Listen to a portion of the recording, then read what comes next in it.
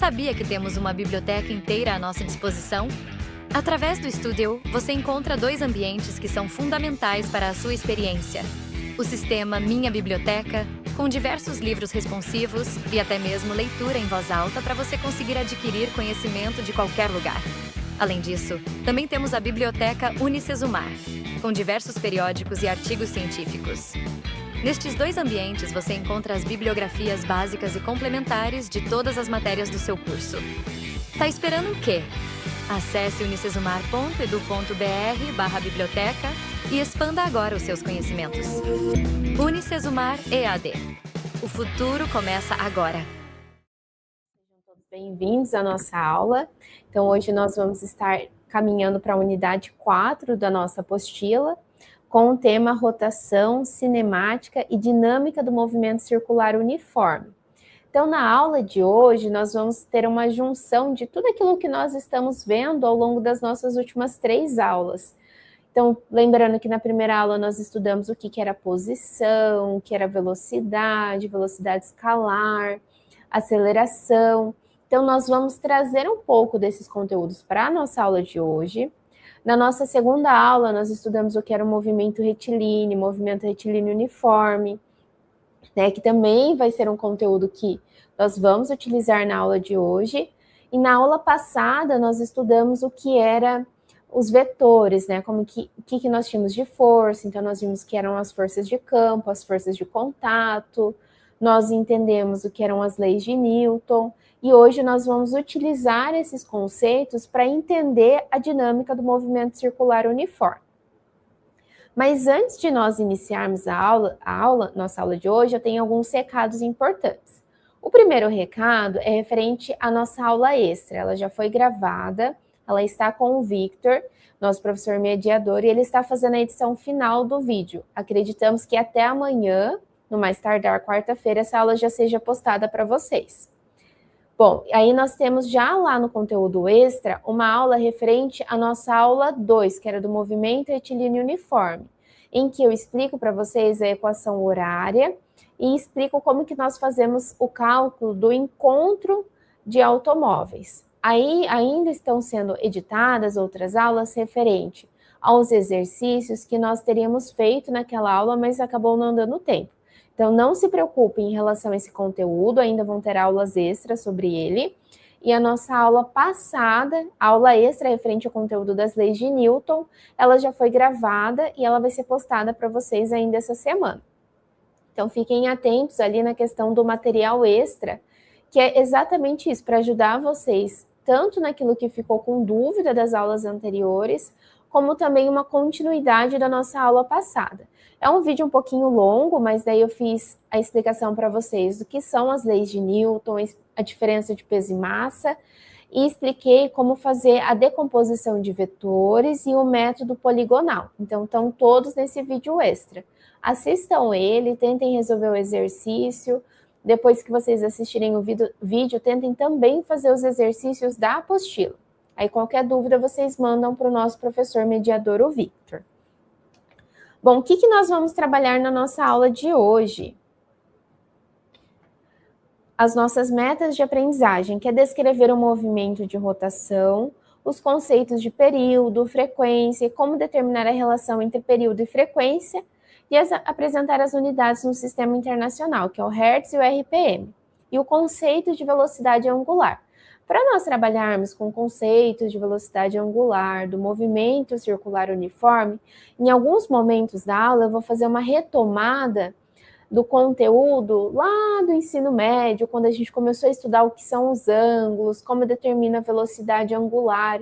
Então, eu vou estar sempre voltando um pouquinho ao conteúdo base para ajudar vocês a entenderem mais ou menos esse movimento. Estabelecer o conceito de velocidade vetorial e sua relação com a velocidade escalar e descrever situações nas quais a velocidade vetorial varia e introduzir o conceito e descrever as características da aceleração centrípeta. Então, aqui nós vamos começar a estudar o movimento circular uniforme, estabelecendo tanto a relação com as leis de Newton, como também com o estudo dos vetores, das grandezas vetoriais que nós vimos na aula anterior. E, por fim, demonstrar o princípio fundamental da dinâmica para o movimento circular uniforme. Então, nós vamos ver um exemplo para tentar entender como que nós visualizamos isso dentro da resolução de um exercício. Então, ao final da aula, eu vou resolver 2 exercícios com vocês, associando tanto com a dinâmica do movimento, como também com o movimento circular uniforme. Então, ao final da aula, nós vamos ter resolução de exercícios. Agora, no início, eu vou trabalhar bastante a questão conceitual. Então, se surgirem dúvidas, mandem ali no chat para o nosso professor mediador, que eu vou respondendo vocês. E estejam, assim, sempre anotando essas informações em relação à base, porque ela vai ajudar a entender como que nós partimos lá daquele conceito de velocidade escalar para velocidade angular, do conceito de aceleração para aceleração centrípeta. Então, hoje nós vamos estudar o movimento circular uniforme, que é um movimento que está presente em diversas situações do nosso cotidiano. Então, o movimento circular, ele é caracterizado pelo movimento de uma partícula que vai realizar um movimento circular e uniforme em relação a uma circunferência ou o arco de uma circunferência. Então, lá no slide de vocês, nós temos o relógio. O relógio é um exemplo de um movimento circular uniforme. O ponteiro do relógio, ele não descreve um movimento circular e uniforme ao longo do tempo? Embora a velocidade ela seja uma velocidade escalar, lembra que a velocidade escalar é uma velocidade que só o número e a unidade são suficientes para nós. Então, aquela velocidade, quando eu olho para o velocímetro, eu sei o seu valor. Ela não varia nesse tipo de movimento. Então, como nós temos um movimento circular uniforme, eu estou falando de um movimento em que a minha velocidade é constante. Mas não estou falando que a velocidade vetorial é constante. Nós vamos trabalhar com 2 velocidades aqui. Uma velocidade que eu vou olhar para direção e sentido, e uma velocidade que eu vou olhar só para o seu valor numérico. Então, quando eu falo desse movimento circular uniforme, que é um movimento em que a partícula vai descrever esse movimento circular igual no nosso relógio aqui da imagem, então eu tenho que o nosso ponteiro, ele segue um movimento circular, ele descreve esse movimento circular. A velocidade, ela é constante. O que significa que o seu valor, tanto no início do movimento quanto ao final do movimento, é o mesmo. Então, a velocidade no início é igual à velocidade no final, não muda, porque é um movimento circular uniforme. Então, a nossa velocidade escalar é a mesma durante todo o nosso movimento. Porém, como nós temos uma trajetória que é circular, nós temos que a direção e o sentido da minha velocidade vão mudando ao longo dessa trajetória circular. Então, se eu tenho aqui um ponto aqui no 2, eu tenho a velocidade em um sentido e uma direção, está apontando aqui para baixo. Se eu tenho ela aqui no ponto 5, ela já aponta aqui para esquerda. Se eu tenho aqui no ponto 9, ela já aponta aqui para cima. Então, a nossa velocidade vetorial, lembra que um vetor, ele depende da direção, que pode ser vertical ou horizontal, e o sentido, lembra? Direita ou esquerda. Então, o meu vetor vai depender dessas 2 grandezas, dessas 2 características da direção, que pode ser horizontal, vertical, e o sentido, que pode ser direita ou esquerda. Então, quando a gente fala desse movimento circular uniforme, a velocidade escalar, ela se mantém a mesma, não altera. No início e ao final do movimento, o valor numérico é o mesmo. Mas a direção, ela vai mudar. Horas eu tenho a direção vertical, horas... direção vertical não, a minha direção é sempre tangencial. Mas horas o meu sentido vai mudar, né? Então, isso é um fator que vai importar para nós, mas eu vou descrever e explicar isso para vocês ao longo da nossa aula, tá? Então, só que nesse momento que eu quero que vocês lembrem. O movimento circular uniforme, ele descreve uma circunferência, igual aqui do nosso relógio. E a velocidade escalar é a mesma, então ela não vai variar nesse movimento. A velocidade no início e ao final do movimento se mantém igual. E o vetor direção e o sentido podem mudar ao longo do movimento e nós vamos observar isso ao longo da aula. Até aqui eu vou explicando um pouquinho mais, tá, pessoal? Então, esse movimento circular do uniforme é um movimento que nós conseguimos observar no nosso dia a dia. Por exemplo, nas rodas de uma bicicleta, nas rodas de um carro, no ventilador. Nós não temos a hélice do nosso ventilador? É um exemplo do movimento circular uniforme. Nós conseguimos observar nos ponteiros do relógio. Então, o movimento circular uniforme é um movimento que está presente no nosso cotidiano. E quando esse movimento acontece, o que nós temos? Que a velocidade em relação ao seu valor numérico, esse módulo aqui, é o nosso valor numérico, é constante, ele não vai mudar. Ele é igual no início e ao final do movimento. E por isso que nós chamamos isso de um movimento circular uniforme. É muito semelhante ao que nós estudamos lá na nossa segunda aula. Movimento retilíneo uniforme. O que era? Nosso MRU. Era um movimento em linha reta.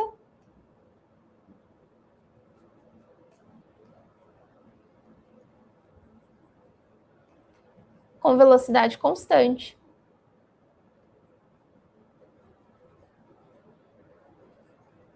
Se eu escrever em vermelho, vocês conseguem enxergar?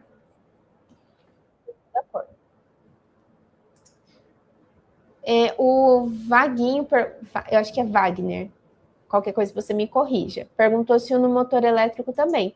Então, todo aquele tipo de movimento que for circular e que a gente não tem uma variação da velocidade, nós chamamos de um movimento circular uniforme. Então, a única característica importante, eu vou fazer um círculozinho aqui, ó, aqui em cima, é que ele descreva uma circunferência. Descrever a circunferência, a segunda coisa que nós vamos olhar é se a minha velocidade muda. Então, todo aquele movimento em que a minha velocidade vai se mantendo igual, sempre o meu objeto descrevendo essa trajetória circular, se ela se mantém com a mesma velocidade, então nós estamos falando de movimento circular uniforme. Então, eu tenho que meu objeto, ele precisa descrever esse movimento circular, e que a minha velocidade inicial tem que ser igual à minha velocidade final, pensando na velocidade escalar, que é o nosso número, tá? Então, sempre que eu tenho um movimento que ele é circular, vai descrever uma circunferência, e a minha velocidade no início e ao final do movimento é igual em relação ao valor numérico, aí nós temos um movimento circular uniforme, tá? Bom, e aqui o que nós precisamos também estar atentos, né? No movimento circular uniforme, que a gente usa essa sigla MCU, embora a minha velocidade em relação ao valor numérico aqui, ó, permaneça constante, a direção e o sentido do vetor velocidade mudam. Então, lembra que na aula passada eu comentei com vocês que um vetor é toda a grandeza em que eu preciso, além do meu número, uma direção, se ele está na horizontal, na vertical, um sentido, se ele está na direita ou esquerda, isso caracteriza um vetor. Quando só o número não é suficiente para descrever. Então, aqui, quando a gente fala desse movimento circular uniforme, como ele está ocorrendo ao longo dessa circunferência, nós temos que o meu vetor velocidade, ele vai mudando o seu sentido ao longo desse movimento. E por essa mudança no sentido e na direção ao longo do movimento, nós temos que ele permanece acelerado, porque eu tenho sempre uma aceleração que puxa ele para o centro da minha circunferência, senão esse corpo sairia pela tangente, certo? Então, por exemplo, quando a gente faz uma curva com um carro, o que acontece? Eu tenho uma aceleração que puxa para o centro da minha curva, que a gente chama de força de atrito naquele caso, né? Que puxa para o centro da minha curva, que impede que o meu carro saia deslizando ao longo daquela curva. Então, no movimento circular uniforme, eu tenho que, além da minha velocidade em relação ao meu valor numérico ser constante, ela não mudar, a direção e o sentido ao longo desse movimento, ele vai mudando, porque a cada momento nós temos que o nosso corpo está assumindo uma direção e um sentido diferente. Então, quando ele tem ele aqui no, deixa eu apagar para desenhar de novo para vocês. Ó. Então, eu tenho vários pontinhos, certo? Em cada um desses pontinhos, eu tenho que a minha velocidade aponta em uma direção, em um sentido, porque ela está indo no sentido do movimento, né? Desse deslocamento do meu automóvel, que está ao longo ali dessa circunferência, tá? Por isso que nós dizemos que ele é acelerado. Porque mesmo que o valor da velocidade não mude, ao longo dessa circunferência, existem momentos que eu vou virar o meu volante, certo? Então eu vou mudar a direção, vou mudar o sentido do movimento. Por isso que ele, em dados momentos, é acelerado. Ele tem uma aceleração. E aí, por isso que nós dizemos que a direção e o sentido podem mudar ali ao longo do movimento. Só que quando a gente fala disso também, tem outra característica que eu preciso lembrar. Imagine assim, que eu tenho a Terra, e nós sabemos que a Terra ela realiza um movimento em torno dela mesma. Só para a gente tentar pensar nesse movimento circular uniforme. O que acontece? Quando esse corpo está em movimento circular uniforme, todos os pontinhos, parte desse corpo. Aqui o Wagner perguntou se é força centrípeta ou centrífuga. É uma força centrípeta, porque ela aponta para o centro da circunferência. E aqui a gente, primeiro estamos falando da aceleração centrípeta, mas nós também vamos falar da força centrípeta, mas é sempre centrípeta, tá? Existe essa confusão entre força centrífuga com força centrípeta, mas o termo correto é força centrípeta, porque aponta para o centro do movimento, para o centro da nossa circunferência, fazendo então com que o automóvel descreva esse movimento circular. E aí, quando nós falamos desse movimento circular, e podem continuar mandando a pergunta, é muito importante, viu, pessoal? Quando nós falamos desse movimento circular, imagine que nós temos um corpo, por exemplo, a Terra. Todos os pontos que constituem a Terra estão em movimento circular uniforme em conjunto com ela, exceto aqueles que estão no eixo de rotação, tá?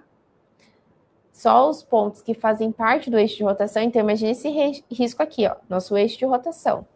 E a Terra está rodando, certo? Em torno dela mesma. Todos os pontos que constituem a Terra estão em movimento circular uniforme. Estou descrevendo uma trajetória circular. Exceto os pontos que estão nesse eixo aqui de rotação, não vão descrever esse movimento, né? Porque eles estão no eixo da rotação. Mas os outros pontos que constituem a Terra continuam nesse movimento circular uniforme, tá? Os slides ficam cheios de anotação, pessoal, mas é para conseguir explicar para vocês da melhor forma possível. Continuando. Aí, quando nós falamos do movimento circular uniforme, vão vir dois nomes muito importantes e que vocês vão usar agora. E lá na frente, quando vocês forem estudar outros conceitos da física, ele vai aparecer também, que é o período e frequência, tá? Então, nos movimentos circulares, ocorre um movimento periódico, né? Então, se nós pensarmos no... Uma pergunta que o Victor fez para nós...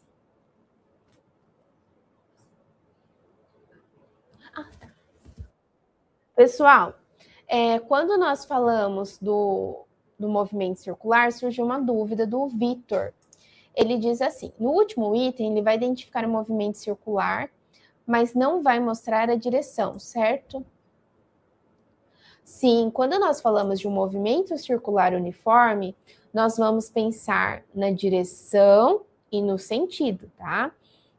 Então, sempre que nós falamos de um movimento circular uniforme, tem a circunferência. Deixa eu voltar aqui.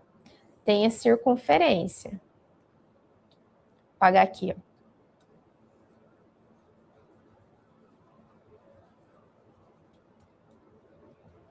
fazer aqui no outro slide.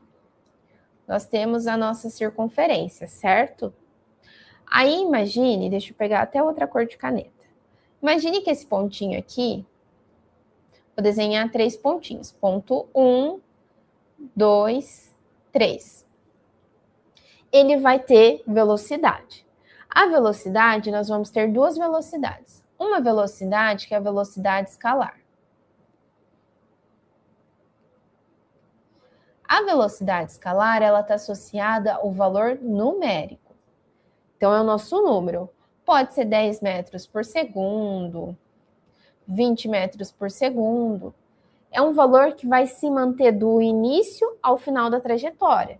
Então, a minha velocidade final e inicial vai ser igual, porque o movimento é constante. A minha velocidade em relação ao número não muda. Agora, quando a gente pensa no termo vetor, velocidade vetorial,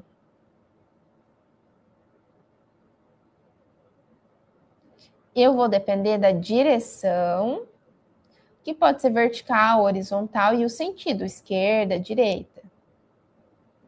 Então, eu vou precisar dessas duas características, lembra? Do nosso vetor, pontinha, sentido, e a nossa pontilhado, que é onde o meu vetor está, era a nossa direção. Então, se eu olhar para aqui, para essa minha circunferência, tem o ponto 1, 2, 3.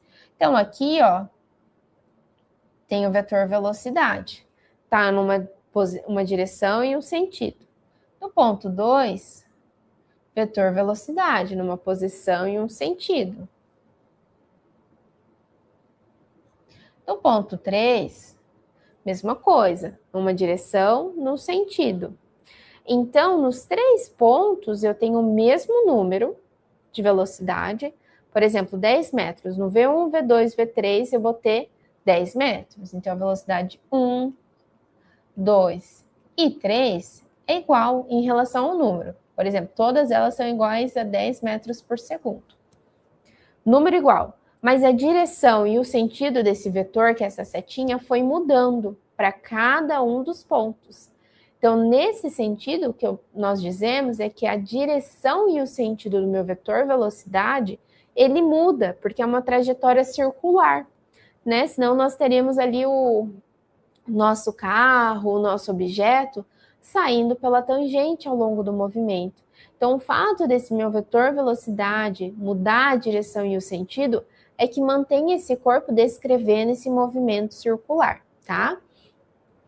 Bom, e aí quando nós falamos desse movimento, tem 2 termos muito importantes. Um que nós chamamos de período e outro que nós vamos chamar de frequência.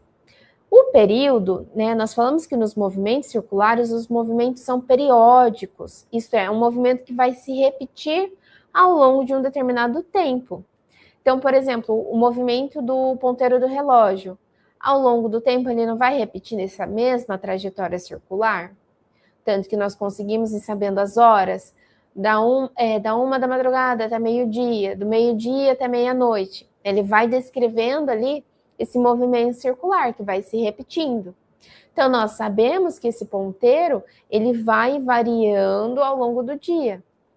E isso é um movimento periódico, porque ele vai se repetindo. Então, ele vai passar ali pelo 1, pelo 2, pelo 3, pelo 4, pelo 5, até chegar no 12. Depois vai repetir de novo, 1, 2, 3, até chegar no 12. É um movimento periódico, um movimento que se repete ao longo dessa circunferência.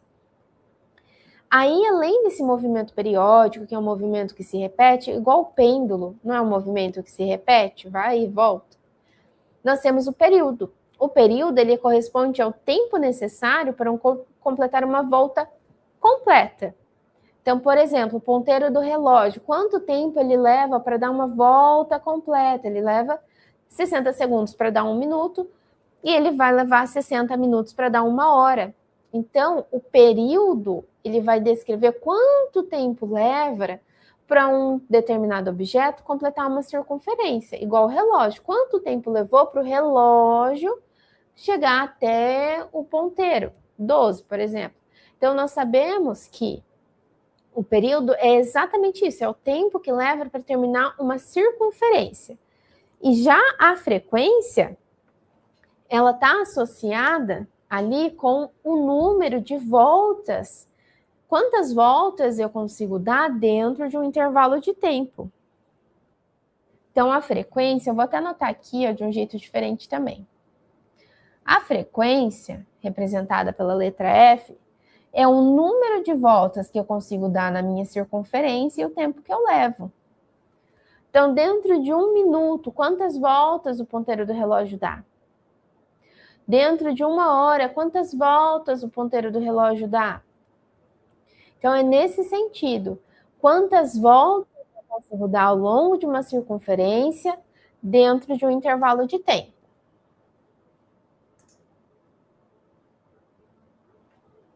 Exatamente. A Thali perguntou assim: tem que pôr a seta no vetor V para saber que é vetor e não velocidade, né? Sim. Aquilo que vai me indicar quando eu tenho uma velocidade escalar de uma velocidade vetorial é a seta. Então, isso aqui é uma velocidade escalar. V1, V2, V3, velocidade escalar, é o meu valor numérico. Uma velocidade vetorial eu represento assim. Preciso da seta, porque indica que é um vetor, que possui direção, sentido, tá? Outra pergunta é: boa noite, a direção nesse caso vai ser tangencial? Pergunta do Massara, exatamente. Pessoal, quando a gente fala da velocidade, ela sempre é um movimento que tangencia, tá? Sempre tangencial ao movimento. Isso nós vamos ver daqui a pouco, com maior profundidade.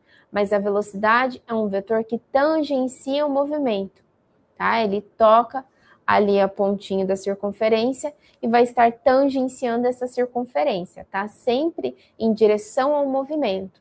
E como ao longo da minha circunferência eu vou assumir diferentes direções de movimento, nós temos que o nosso vetor sempre vai ser tangente, mas vai apontar para sentidos diferentes ao longo da trajetória da minha circunferência.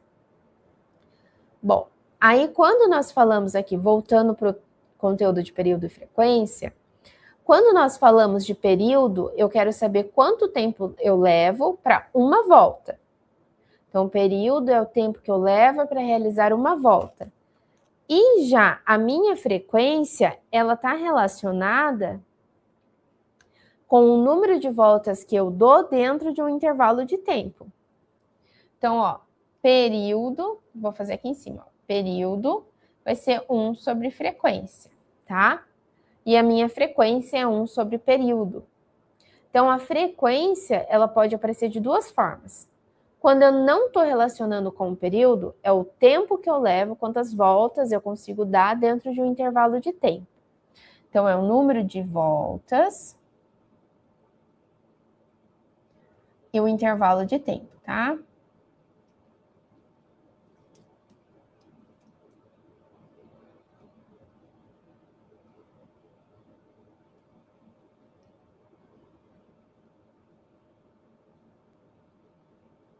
Só que algumas vezes aparece uma relação do período com a frequência. Bom, aí a frequência é período e período é 1 sobre frequência, é a relação que nós conseguimos estabelecer. O período é o tempo que eu gasto para uma volta. O período é sempre associado ao tempo que eu gasto para uma volta. E a frequência é o número de voltas que eu dou dentro de um intervalo de tempo. Aí surgiram algumas perguntas. No caso do ângulo de 90 graus, não pode ter uma frequência para este ângulo apenas ou somente quando tem um deslocamento acima de 360 graus? Bom, uma circunferência, a gente tem que analisar o tipo de movimento. Por exemplo, o movimento de um pêndulo, né? Um movimento periódico também possui frequência, mas ele não vai descrever 360 graus. Aí, nós vamos analisar quanto tempo o pêndulo leva para descrever esse movimento de vai e vem. Então, dentro de 1 minuto, quantos vai e vem o pêndulo possui? Agora, quando a gente fala de um movimento circular uniforme, o movimento circular uniforme, ele está acontecendo dentro de uma circunferência. Então, por ele estar acontecendo dentro de uma circunferência, nós estamos analisando o período em relação ao quanto tempo eu vou levar para dar essa volta na circunferência e a frequência, quantas voltas na circunferência eu dou dentro de um intervalo de tempo, certo, Roson? Não sei se eu pronunciei certo seu nome, mas é isso, tá? Eu posso ter uma frequência diferente quando eu falo de movimento de um pêndulo, quando eu falo de movimento de uma circunferência, tá? Então, vai depender do tipo de situação que eu tenho. Então, quando é um movimento circular uniforme, nós estamos pensando numa circunferência. E aí, quando é um movimento de um pêndulo, daí não é uma circunferência completa, e eu vou analisar o período que ele leva para fazer esse vai e volta, tá? Pensando no pêndulo, essa comparação entre as duas situações. Outra dúvida que surgiu foi do Jordan.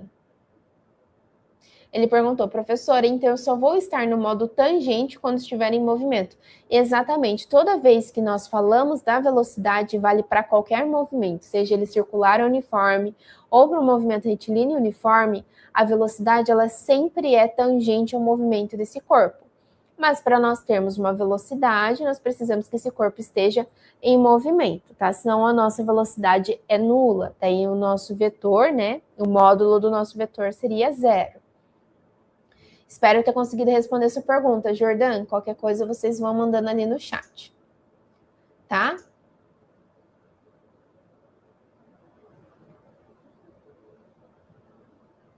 Bom, o sensor PWM, se eu não estou enganada, tá? A gente está falando de uma oscilação quadrada.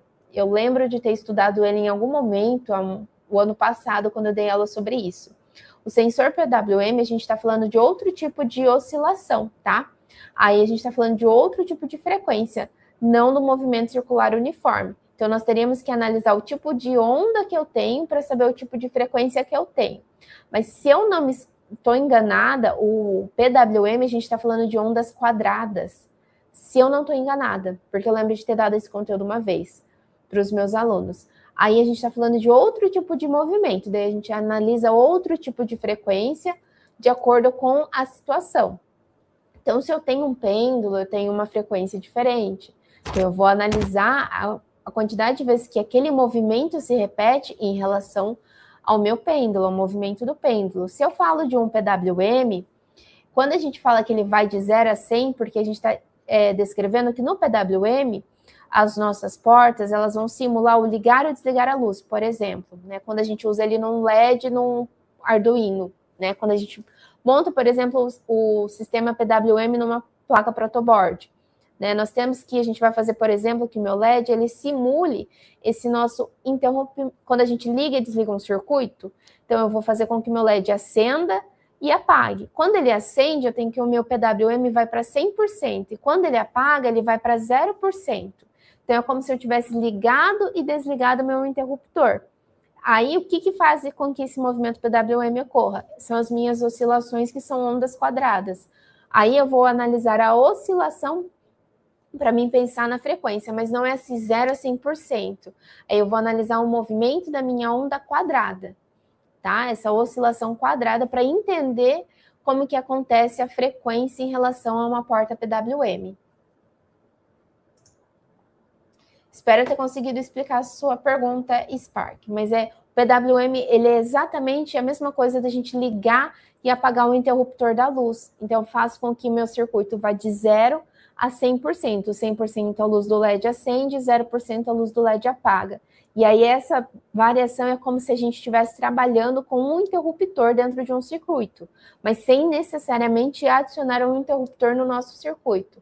Aí é uma onda quadrada, aí a gente não tá pensando nesse tipo de movimento ainda. Mas daí, quando vocês vão pensar em frequência, a gente vai estar sempre associando essa repetição dentro de um intervalo de tempo. Aqui no nosso caso, como é um movimento circular uniforme, nós estamos falando de uma repetição que vai acontecer no movimento em circunferência, tá?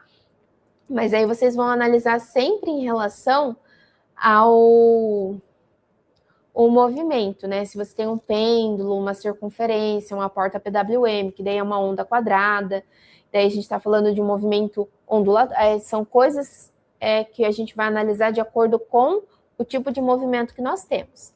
Aí, quando é um movimento de circunferência, daí nós vamos analisar o número de voltas que eu dou na circunferência dentro de um intervalo de tempo.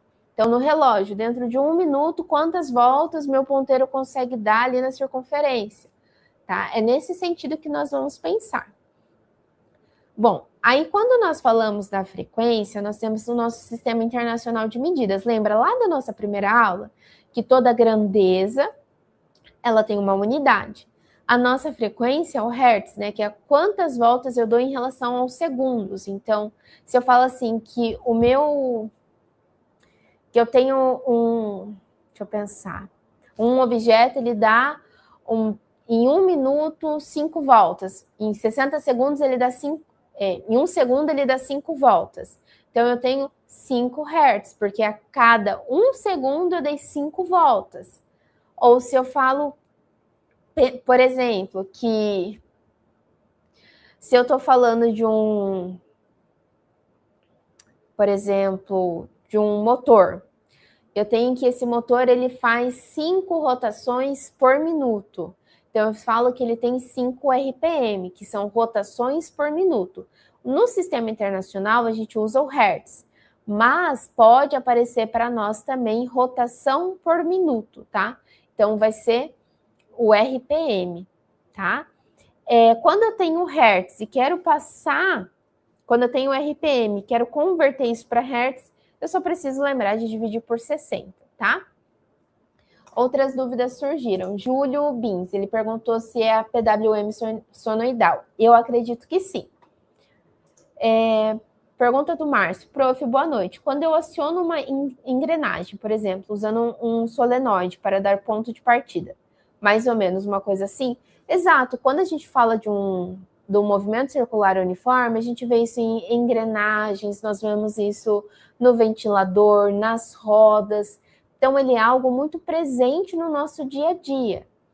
E aí, nós sempre estamos associando esse movimento ao movimento que ele vai acontecer com a mesma velocidade. Ela não está alterando ao longo do movimento, tá? O legal de quando a gente fala do movimento circular uniforme, porque ele é muito presente no nosso dia a dia. A gente consegue pensar em ele em diversas situações. Bom, pessoal, então a frequência é isso que vocês precisam lembrar. É o número de voltas dentro de um intervalo de tempos. Hertz, Gustavo fez uma boa pergunta. Ele perguntou assim, Hertz e RPM é a mesma coisa? Hertz é o tanto de voltas que eu dou por segundo, tá? Então, Hertz, ele está associado ali, ó, ao segundo. E o RPM, ele está associado à rotação por minuto, tá? Então, sempre que eu falar de Hertz, eu estou falando do número de voltas que eu dou dentro de intervalo em segundos. Nesse tempo, eu estou medindo em segundos. E todas as vezes que eu falo de RPM, eu estou falando do número de voltas que vai dar dentro do intervalo de tempo em minutos. Então, Hertz é segundos e RPM por minuto, certo? Bom, continuando aqui. Pessoal, daí, quando a gente fala da velocidade, lá quando a gente estudou o movimento retilíneo uniforme, ou quando nossa primeira aula a gente falou de velocidade escalar. E a velocidade escalar, lembra que ela estava associada com o tempo que eu levo para caminhar uma determinada trajetória. Então, quanto tempo eu levo para andar tantos metros? Então, aqui, ó, era o nosso deslocamento, né? O tanto que eu andei.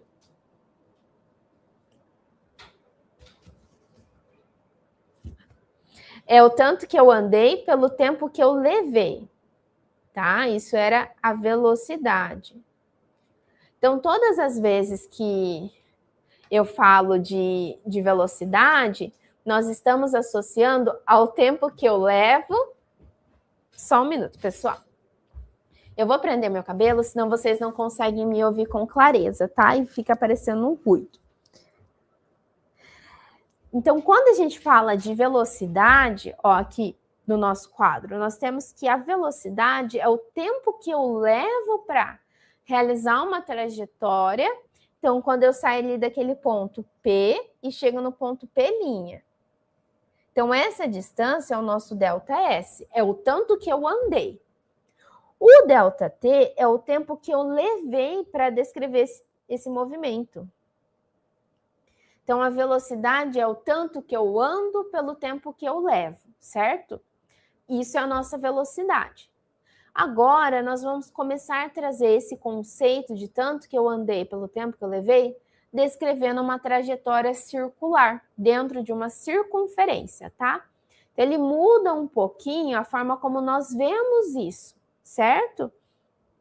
Então, vamos lá. Então, imaginem assim, eu vou fazer um desenho para vocês para ficar um pouquinho mais fácil de entender. Então, agora vai ficar um pouquinho confuso, porque a gente vai parar um pouquinho de ver o movimento circular uniforme, a gente vai entender uma circunferência. Os ângulos que tenho nessa circunferência, como determino o ângulo, quantos graus eu tenho numa volta completa, para daí a gente voltar ali e entender a velocidade. Então, quando a gente fala de um movimento circular uniforme, o que nós temos? Uma circunferência. A minha circunferência ficou bem ruim, pessoal, mas não levem isso em consideração, tá? Então, assim, imagine que eu tenho um corpo que sai desse ponto aqui e chega no ponto 2. Aqui eu tenho um ângulo da minha circunferência. Esse ângulo, ele vai ser descrito em relação a quem? Ó, imagine isso aqui. Isso aqui a gente vai chamar de arco da circunferência. Eu vou representar pela letra S. E aqui, peraí, deixa eu pegar outra cor. Isso aqui é o nosso raio, tá? Então, o meu ângulo... E, pessoal, peraí. O meu ângulo, ele vai ser dado em quê? A minha circunferência dividido pelo meu raio, certo? Isso é meu ângulo, tá? Guardem isso porque a gente vai usar. Aí, quando a gente pensa na circunferência, o que nós temos?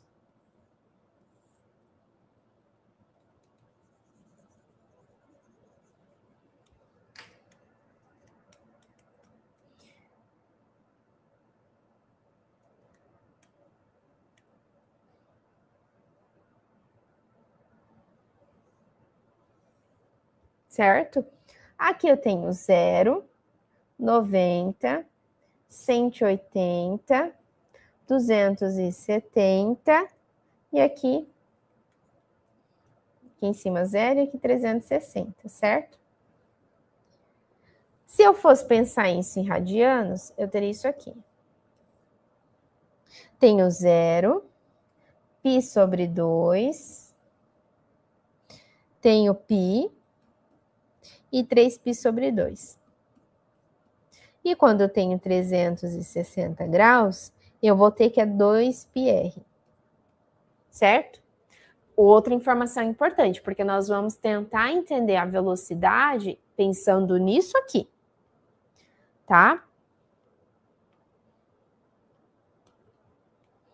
Então, vamos lá. Então, a velocidade, lembra que é o tanto que eu ando pelo tempo que eu levo, sempre, tá? E aí, quando a gente pensa numa circunferência, quando eu quero saber o ângulo, ele vai ser o arco da circunferência, que é esse azul clarinho, pelo raio, tá? E a circunferência. Uma dúvida que surgiu aqui. Foram duas. Rafa perguntou, eu não entendi a letra S. A letra S ali é o nosso arco da circunferência, tá? Que é esse pintadinho de azul claro. É o arco da circunferência dividido pelo raio, e daí nós temos o ângulo. O Flúgio perguntou assim, mas se pegar do tudo a medida da circunferência e dividir por todo o tempo, não dá o mesmo resultado? Então, quando a gente está falando do ângulo, ele é o arco da circunferência dividido pelo raio. Eu consigo achar o ângulo, e esse arco vai depender da área que você está analisando, tá? Bom, continuando aqui então. quando a gente fala de velocidade, eu já vou mostrar isso em relação ao ângulo, tá? Quando a gente fala de velocidade, é o tanto que eu ando pelo tempo que eu levo. O ângulo é o arco da circunferência dividido pelo raio.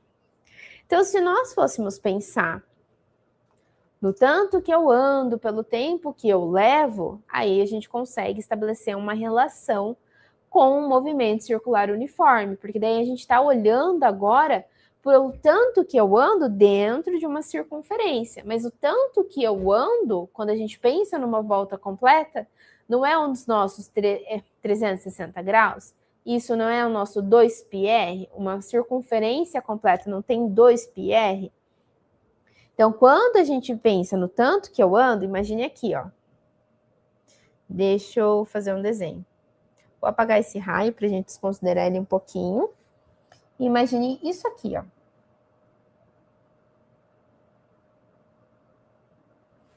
Aqui eu tenho θ1, aqui θ2. Dois ângulos diferentes.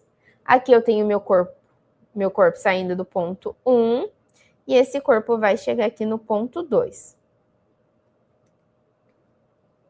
Vou fazer um pouquinho mais claro. Então, quando a gente pensa no tanto que ele vai descrever, eu sei que a minha variação é isso aqui, certo? Então, ó, se eu pensasse na velocidade, é o tanto que eu ando. Nesse caso, é a minha variação do ângulo, meu θ, pelo período, né? Que é a minha descrição da trajetória, o tempo que eu levei. Então, ΔT. Então, ó, pensando lá de quando a gente pensa no movimento na velocidade escalar, para daí a gente chegar na velocidade angular. Então, vamos sair da velocidade escalar e chegar na angular. Pensa na circunferência. Então, nós estamos saindo de um ponto 1 e chegando no ponto 2. Saio de θ1 e chego em θ2, certo? Porque eu estou falando de angulação, eu estou descrevendo o arco de uma circunferência, eu estou andando ao longo de uma circunferência. Então, eu saio de θ1 e chego a θ2. Então, a velocidade não é o tanto que eu ando pelo tempo que eu levo, o tanto que eu andei é meu θ. O tempo que eu levei é o intervalo de tempo que eu levei para fazer essa descrição da circunferência. Então, o que nós temos? O meu θ não é nada mais, nada menos do que o arco da circunferência dividido pelo raio. O que nós temos? Que 360 graus é 2πr. Se eu pensasse numa volta completa, eu sei que ele descreve 2πr, certo? Então, a minha velocidade, ela é 2πr sobre o período, né? O tempo. Então, eu tenho ali isso aqui, ó. Velocidade de uma trajetória completa, ela é 2πr. Eu tenho que o período da minha trajetória completa, num arco de uma circunferência, é o t, é o período. É o tempo que eu levo para descrever uma trajetória. Então, a velocidade, se eu pensasse isso considerando uma circunferência completa, uma volta completa ao longo da minha circunferência, é 2πr dividido pelo período. Isso nos daria a velocidade, pensando ainda um pouquinho em velocidade escalar. Aí, quando nós começamos a pensar em angular, daí eu consigo estabelecer uma relação para vocês. Então, igual aqui no nosso desenho, ó, ele sai de um ponto aqui, 1, chega no ponto 2. Essa minha variação aqui é o nosso Δθ, certo? Então, a velocidade é a minha variação do θ pelo tempo, certo? Mas esse tempo numa circunferência é o nosso período. E eu sei que o meu θ é 2π.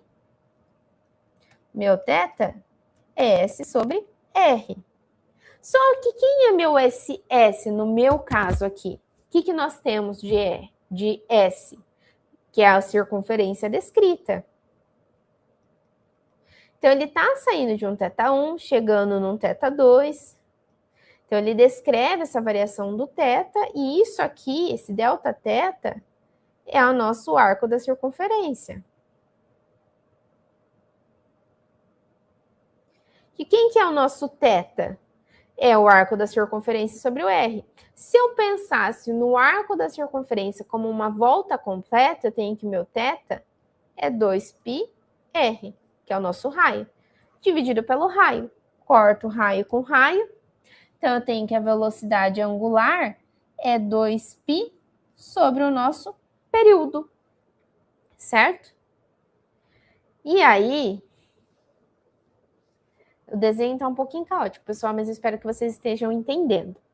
Então, da onde que a gente sai? Lembra da circunferência.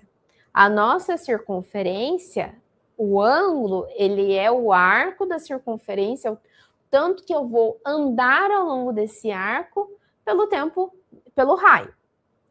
Isso é meu ângulo. A velocidade é o tanto que eu ando pelo tempo que eu levo. Então, olha ali o exemplo do nosso aviãozinho. Ele sai de um ponto 1, chega no ponto 2. Ele sai de um ângulo no ponto 1 e chega a outro ângulo no ponto 2.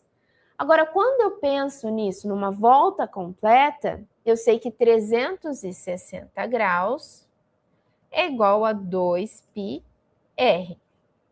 certo? O que eu fiz? Eu peguei o θ, a circunferência pelo raio.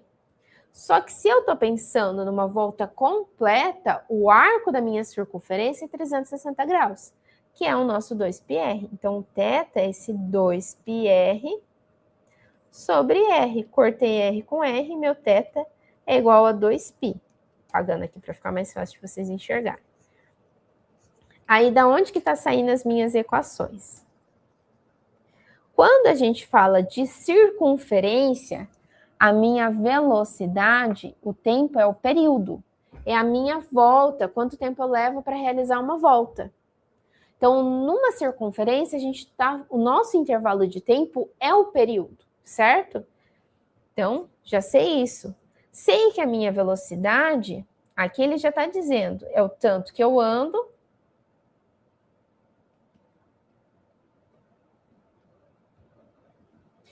pelo tempo que eu levo.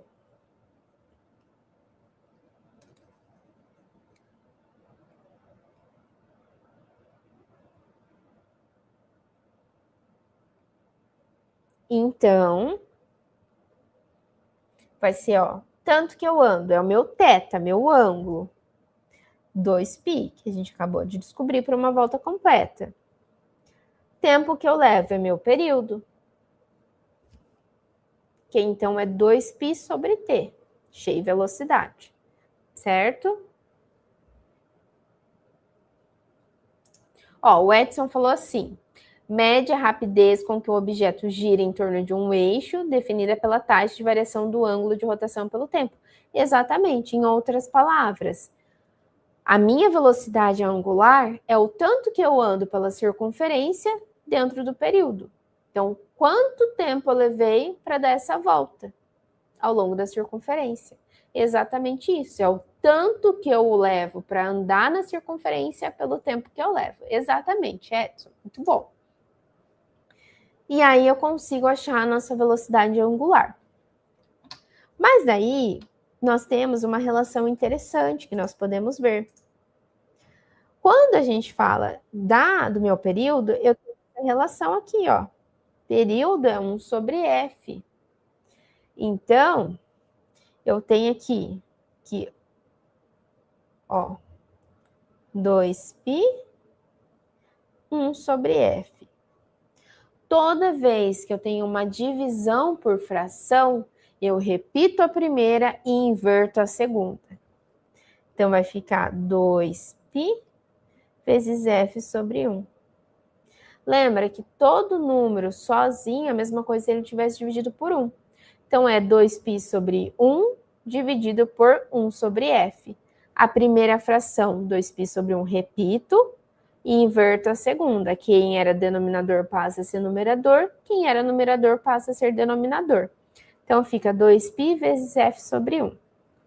O Rafa falou, mas ele não deu uma volta completa.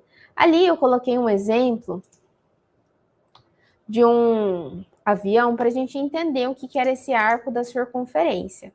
Mas quando eles chegam na equação da velocidade angular, ele está pensando na circunferência completa, tá? Então, ele pensa na circunferência completa para fazer a dedução, que é o que eu estou tentando mostrar aqui para vocês, tá? É a dedução de como eu cheguei nessa equação da velocidade angular. Só que daí, como a gente esquece, às vezes, em alguns momentos, a nossa base, né, do que é um ângulo, como que eu meço esse ângulo. Então, é isso que eu trouxe para vocês, que o ângulo é o arco da minha circunferência, é o tanto que eu estou andando. E o meu raio é o raio da circunferência.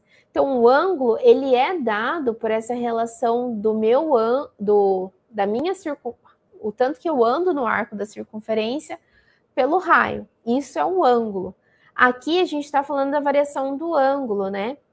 Então, é tanto do ponto 1 até o ponto 2. Para a gente poder fazer essa aproximação com a velocidade escalar em conjunto com a velocidade angular, aí nós utilizamos ali a relação como se eu tivesse uma volta completa ao longo da circunferência.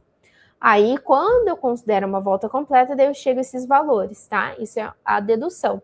Na dedução, a gente considera uma volta completa para estabelecer a relação entre velocidade angular e a velocidade escalar. Mas quando a gente vai resolver esse exercício, vocês conseguem enxergar isso com maior propriedade. Agora, como a gente está tentando entender de onde saem as equações, fica um pouquinho confuso. Mas quando nós chegamos na resolução dos exercícios, acredito que vai ficar um pouquinho mais claro como essas equações operam uma com a outra. Isso, Diego, quando eu trouxe esse exemplo, era só para a gente conseguir enxergar o que é um arco da circunferência, tá? Que ele está saindo de um ponto e chegando no outro. Esse GIF é só para mostrar o que é esse arco, né? Que aí o arco da circunferência nos dá o ângulo, né? Da minha circunferência. E aqui a gente está olhando nessa dedução da velocidade angular, considerando o movimento completo, tá? Para a gente poder estabelecer a equação da velocidade angular associada com a velocidade escalar. Só para vocês entenderem da onde está saindo a equação, tá bom? Por isso que eu trouxe para vocês o passo a passo, só para a gente enxergar da onde que saem essas equações de velocidade angular, aceleração centrípeta, a relação de velocidade angular com aceleração, certo? E aí, então, quando a gente volta aqui, nós vimos, então, que a nossa velocidade angular é o tanto que eu ando pelo tempo que eu levo, que quando a gente tem essa variação dos ângulos, a gente consegue fazer o cálculo, mas nós também conseguimos fazer uma aproximação da velocidade angular em relação à velocidade escalar, e daí nós temos 2π sobre o período, e aí, o que nós temos? Como o período é igual à frequência, aí nós conseguimos fazer essa aproximação. Então, aqui ele até traz, que no slide, vocês vão ver isso no livro de vocês também, que essa dedução, então, ela está relacionada com o arco da minha circunferência, e aí, no caso, a gente faz uma aproximação com uma volta completa para conseguir chegar a essa equação, tá? E aí, então, a gente tem que a nossa velocidade angular, ela parte dessa relação, tá, gente?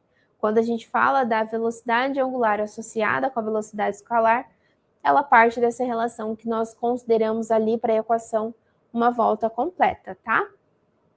Espero ter conseguido responder as perguntas de vocês, mas continuem perguntando, que é muito importante, porque a dúvida de vocês é a dúvida de outro, e aí eu consigo também explicando aonde não está tão claro, tá? E aí foi assim que a gente chega, então, nessa relação da velocidade angular. Bom, e aí quando nós pensamos na velocidade angular, e aí nós associamos a uma velocidade escalar, o que nós temos, né? Nós vimos ali que a minha velocidade, ela é dada por 2πr sobre período, certo? A velocidade escalar, ela depende da distância em relação ao centro de rotação. Então, imagine assim, que nós temos ali, fazer uma circunferência, tá? Mas depois eu tento fazer o exemplo em relação ao meu braço. Imagine que eu tenho uma circunferência, certo? E aqui, ó, eu tenho um ponto A e aqui um ponto B, certo? A minha velocidade escalar, ela depende dessa relação com o raio, a distância que o meu corpo está do centro da minha circunferência. Então, quanto mais próximo do centro da minha circunferência, menor a velocidade para me manter o movimento circular uniforme. Quanto mais distante da minha circunferência, mais velocidade eu tenho para descrever a mesma distância que eu descreveria para completar a minha circunferência completa, assim como o meu ponto A. Então, meu ponto B e meu ponto A, imagine que eu tenho que meu braço é uma hélice do ventilador. Então, eu tenho o centro do ventilador e a hélice, certo? Se eu conto o meu ponto A, como aqui essa relação, a região do meu cotovelo, e as pontas do meu dedo como o ponto B, eu sei que o meu ponto B, ele precisa de uma velocidade maior para conseguir andar toda a minha circunferência em conjunto com o meu ponto A. Então, aqui na minha ponta da mão, em relação ao meu cotovelo, aqui eu preciso de mais velocidade para descrever um movimento circular quando comparado com aqui o cotovelo. Então, a mesma coisa aqui no nosso desenho. Se eu penso numa circunferência, o meu ponto A, ele vai precisar de menos velocidade para descrever todo o movimento em torno da circunferência do que o meu ponto B. E aí ele faz essa relação com a velocidade escalar, que a velocidade escalar ela sempre depende da distância em relação ao centro. Então, deixa eu até desenhar o centro aqui de outra cor. Então, pensa que o centro é esse pontinho verde. Quando eu considero o meu ponto A, ó, a distância dele ao pontinho verde é o D1. E do ponto B é o meu D2. Então, perceba, o meu ponto A, ele está numa distância menor. Então, ele precisa de menos tempo para descrever essa trajetória circular. Ou seja, a minha velocidade não precisa ser tão grande para terminar a minha circunferência quanto o meu ponto B. O meu ponto B vai precisar de muito mais velocidade para percorrer essa circunferência do que o meu ponto A. Surgiu uma pergunta. A velocidade escalar média é a medida da rapidez com que o objeto se move. Exatamente. A velocidade escalar média, ela nada mais é do que o tanto que eu andei, considerando o ponto que eu saio, ao meu ponto final, e o tempo que eu levei. Então, eu saí de um ponto A, chego no ponto B. Essa distância dividido pelo tempo. Agora, quando nós fazemos essa aproximação da velocidade angular com a velocidade escalar média, eles fazem essa aproximação pensando em toda a volta da minha circunferência, tá? Outra pergunta que surgiu é do Alexandre, igual um transferidor no torque, né? Você está pensando no movimento do meu transferidor que vai se deslocar ali. Então, se eu pensar nesse transferidor dando uma volta completa numa circunferência, aí sim. Pergunta do Alex. Consegui responder. Outra dúvida que surgiu, ó. Diego. Mas se depende da distância, porque pegamos o ponteiro do minuto do relógio, o período vai ser simples, 1 segundo? Não, ó, quando a gente pensa no ponteiro do relógio, quando eu tenho que o meu corpo está se deslocando ao longo de uma trajetória circular, quando a gente pensa em relação à velocidade escalar, eu vou precisar pensar numa relação em relação à distância que eu estou do meu centro. Então, quanto mais próximo do centro, menor velocidade escalar eu vou precisar para descrever o mesmo movimento do que um corpo que está mais distante. Então, a distância vai interferir nesse movimento ao longo da minha circunferência. Então, se eu tenho um corpo A e um corpo B, ambos... Deixa eu ver se eu tenho aqui um desenho. Ó, é que esse desenho, ele tá indo muito rápido. Mas veja, tenho 3 ponteirinhos aqui. Ambos descrevendo a mesma trajetória, uma circunferência. O meu ponto que estiver mais longe do centro da circunferência do meu relógio, ele precisa de mais velocidade para descrever o mesmo movimento que um ponteiro que está mais próximo da minha circunferência. Então, percebam, eu tenho 3 pontos. Um ponteiro grande, comprido, que descreve uma velocidade bem mais rápida. Um ponteiro um pouco menor, que está um pouco mais lento, e aquele que está mais próximo do centro, ele está andando mais devagar. Então, quanto mais próximo do centro, menor a velocidade escalar. Quanto mais distante do meu centro, maior velocidade escalar eu vou precisar. Então, olhando aqui para o nosso relógio, sem pensar na frequência ainda, tá? Só pensando na velocidade, porque a frequência é quantas voltas eu dou dentro de um intervalo de tempo.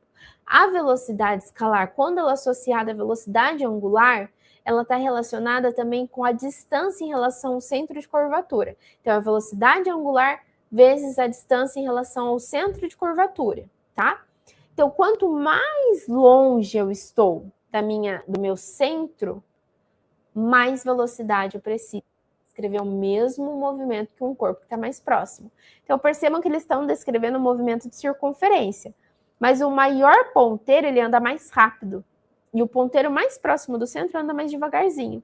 Por quê? Eu vou precisar de mais velocidade para descrever uma volta completa ali na circunferência do que um corpo que está mais... Um corpo distante precisa de mais velocidade do que aquele que está pertinho.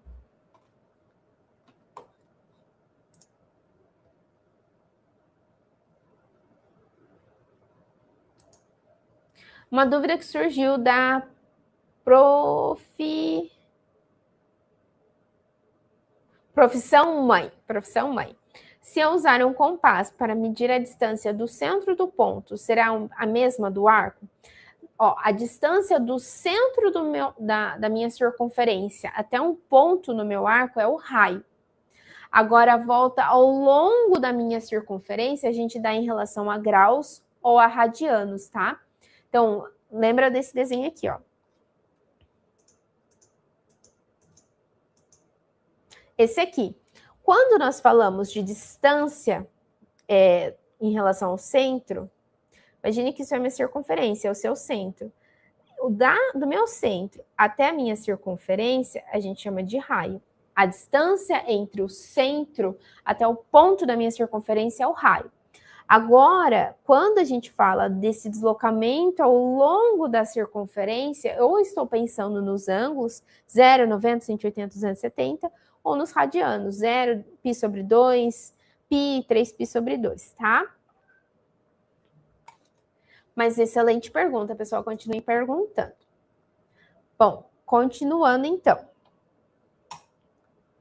E aí, então, ele chega a essa relação aqui, ó. Que se eu tenho 2π, isso aqui, ó, o que a gente viu agora? Que a nossa velocidade angular. Então, a velocidade escalar, ela é essa velocidade angular. Deixa eu até colocar aqui, ó. Velocidade angular vezes o raio. Velocidade angular, também nós vimos que podia ser isso aqui, ó.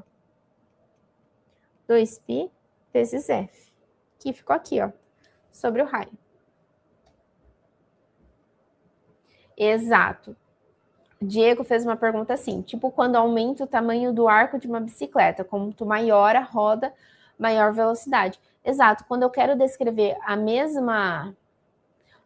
percorrer a mesma circunferência, quanto mais longe do centro eu tô, maior velocidade eu preciso, maior velocidade angular para completar aquela circunferência. Então, mais rápido eu preciso andar ao longo daquela circunferência, comparado com um objeto que está mais próximo do centro da circunferência. Bom, e aí a gente consegue, então, fazer essa relação da velocidade escalar com um corpo em rotação uniforme, certo? E aí, dando continuidade, a diferença da velocidade escalar média para a diferença da velocidade vetorial média é que na pergunta do Edson, na velocidade escalar média, eu estou pensando apenas no valor numérico, do início, primeira velocidade inicial com que eu saio o movimento, com a velocidade final do movimento. Só que quando nós falamos de um movimento uniforme, a minha velocidade inicial e final é a mesma. Então, a minha velocidade escalar média se aproxima muito da minha velocidade escalar instantânea. Por isso que eu falei daquela velocidade que eu olho no velocímetro. Agora, quando eu falo de velocidade média vetorial, além do número, eu preciso da direção e do sentido. Então, podem haver momentos, quando a gente fala de uma aceleração média num movimento retilíneo uniforme, por exemplo, lembra que nós temos um movimento acelerado e retardado. Então, há um movimento que posso aumentar a minha velocidade, eu tenho a direção e o sentido no sentido da trajetória, e podem haver situações em que a minha velocidade diminui porque eu pisei lá no freio. Mas a velocidade vetorial, ela sempre vai depender da direção e do sentido desse movimento. Então, além do número, eu vou pensar na direção que esse corpo está se movimentando e no sentido. Então, a direção sempre é horizontal, vertical, e o sentido sempre direita, esquerda, tá? Então, o sentido é a pontinha da minha flecha, e a direção, ela é onde essa flecha está localizada em relação ao meu espaço. Então, a direção sempre horizontal, vertical, sentido direita, esquerda. A velocidade média vetorial, então, além daquele número da velocidade escalar, ela vai precisar da direção e do sentido. Então, quando eu falo de uma velocidade vetorial média, pensando no movimento circular uniforme, o valor numérico, o número, vai ser igual à velocidade escalar.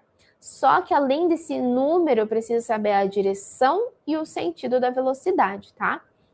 Essa é a diferença. Então, escalar é tudo aquilo que somente o número já é o suficiente para descrever.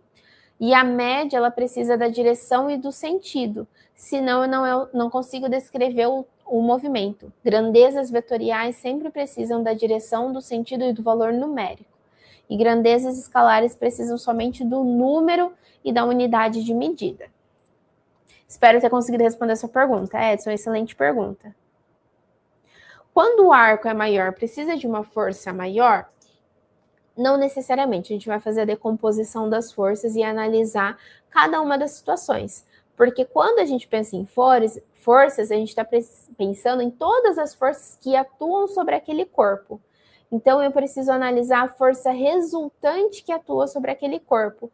Então, por exemplo, se esse corpo ele tem força de atrito atuando, força normal, força peso, força de tração.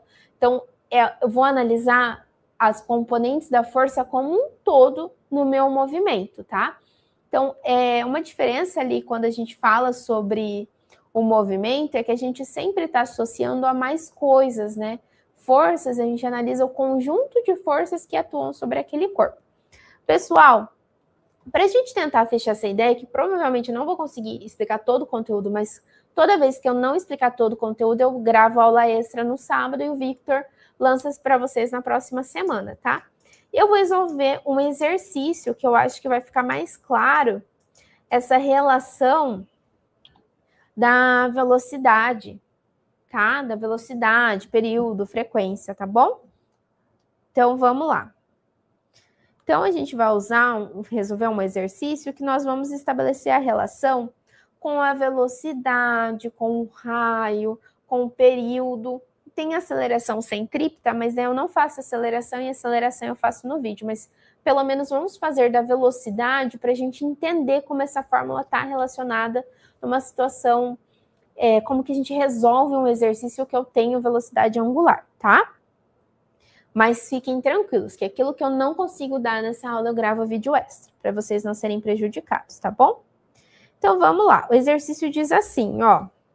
Um satélite da Terra se move em uma órbita circular. Então, assim, a gente tem a Terra e eu tenho um satélite, certo? Bom, e ele diz assim, em uma órbita circular. Ele está aqui numa altura de 640 quilômetros acima da superfície da Terra, com um período de 98 minutos. Então, o tempo que ele gasta ali é 98 minutos. Bom, e aí ele vai descrever esse movimento circular ali no entorno da Terra, certo? E eu quero saber, então, a minha velocidade, que é um valor que eu não sei. Ele quer que a gente descubra para ele. O que eu sei da velocidade, né? Que a minha velocidade, ela é 2π raio pelo período. Coisa que eu consigo descobrir aqui, que a gente viu lá no início, antes de eu falar de velocidade angular e começar a relacionar com velocidade escalar. Isso é o que eu sei. Só que ali, ó, eu não sei o raio, né? Eu preciso saber o raio, porque, ó, o raio vai ser tanto essa altura que esse satélite está da Terra, como também o raio da minha Terra. Então, é o raio da Terra mais a altura. Então, o raio do exercício, como a gente está considerando a velocidade do meu satélite em torno da Terra, é o raio da Terra mais a altura, porque é assim que ele vai se deslocar, né? Não é um objeto que está se deslocando na superfície da Terra, né? É um objeto aqui, ó, que ele está se deslocando no entorno da Terra com uma altura de 640 quilômetros, certo? Bom, continuando aqui. Aí, o que nós temos? Primeira coisa, eu preciso transformar a minha altura em metros, né? Então, eu sei que 640 quilômetros, se eu quero transformar para metros, basta multiplicar por 1.000. Aqui, pessoal, eu vou usar a notação científica, tá? Eu vou tentar fazer em preto, porque eu acho que em vermelho parece que fica meio ruim para vocês enxergarem. Tá aqui, ó. Então, 640 quilômetros, eu preciso passar para metros. Então, eu vou multiplicar por 1.000. Para não ficar difícil, que ia ficar 640.000, que é um número grande, né? Eu vou passar para a notação científica. Então, eu vou andar com as casinhas, lembra? Tá aqui atrás e eu vou andar com as casas. Então, 1, 2, 3, 4, 5. 6,4 vezes 10 elevado a 5, certo? Metros. Aí, o que eu preciso saber? O raio da Terra. Geralmente, quando o exercício te pede uma equação que você vai precisar de mais informações, dá essas informações, tá? Então, ali no raio da Terra, nós temos que ele equivale a 6,37 vezes 10 elevado a sexta metros. Quando eu quero fazer uma soma, comentário do Isaac, satélite rápido dá uma volta na Terra em 98 minutos. É um exercício do Halliday, tá, pessoal? Não foi eu que criei. Então, vamos lá. E aí, quando é exercício de livro, de apostila de física, geralmente ele é uma coisa bem exagerada e não muito associada à nossa realidade, tá? Então, quando eu quero saber isso, eu quero fazer o cálculo da notação científica, eu preciso que as minhas bases da potência estejam na mesma potência. A minha base 10 esteja a mesma potência. Eu vou arrumar esse aqui, então, tá?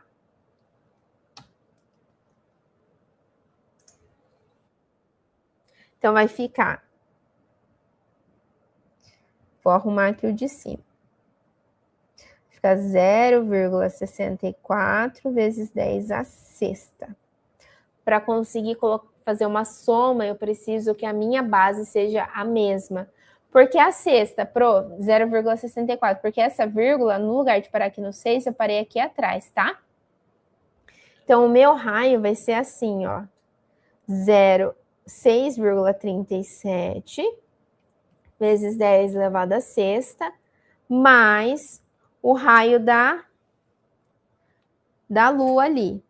E quanto que vale esse raio da Lua? Não, a distância do satélite à órbita da Terra. Ele vale 0,64 vezes 10 elevado a sexta. Como eles estão a mesma base, eu só vou somar. Então, eu vou somar ali 0,64 com mais 6,37. E isso vai dar 7,01 vezes 10 elevado a sexto metros. Agora eu venho para a equação da velocidade. Eu vou para outra folha para caber, tá? Velocidade. Nossa velocidade é 2π raio dividido pelo período. Como a gente tem que a minha distância ali está em metros, eu vou transformar período em segundos. Então, eu vou fazer 68 minutos vezes 60 segundos. Então, o meu período vai ficar 5.880 segundos. Isso dá, vou pôr em notação, tá? Então, eu vou dar 1, 2, 3. 5,9, vou arredondar, tá?